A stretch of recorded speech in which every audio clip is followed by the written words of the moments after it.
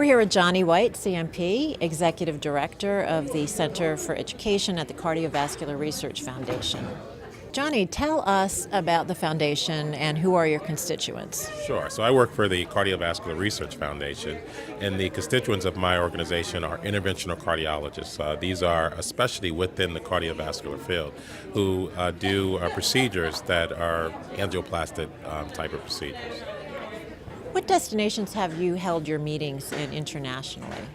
Well, we meet all over the world. Actually, I got back from Moscow, Russia, about a week and a half ago. So we are looking at different regions, different countries, from Europe, being in Paris, being in Germany, being in Russia.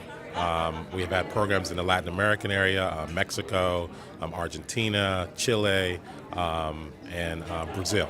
How many meetings per year do you plan? Wow, we do a lot of meetings a year. I would say maybe 40 meetings a year, 40 educational type of activities. Which countries are you seeing growth in terms of your meetings and meetings overall? Brazil, Russia, India, and China. These are the countries that there's a huge economic growth, and we're seeing a lot of activities in these different countries, so we're targeting these countries to do our meetings in. Where do your international attendees come from, and what are your biggest challenges in attracting them to the United States? Yeah, the biggest challenges for us for getting individuals into the U.S. is visa processing. There's a couple of countries that it's very hard for that to happen, China being one, Brazil being another one. I know Obama has actually passed some guidelines to help that process be faster, but it's just not there yet. So these individuals, it's hard for them to get in country because of the time that it takes.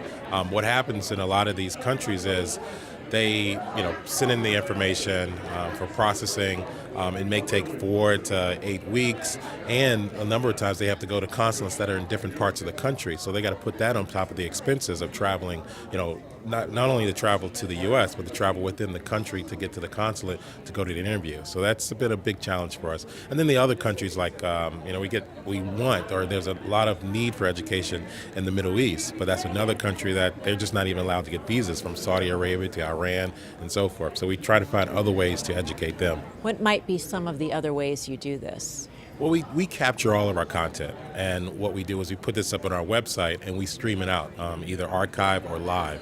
So those individuals that cannot make it to the U.S., they can see pretty much everything that's been done at our meeting on our website. What other virtual or hybrid offerings do you have? Our annual meeting is called Transcatheter Cardiovascular Therapeutics, TCT, and then at that meeting we have a session that we broadcast live.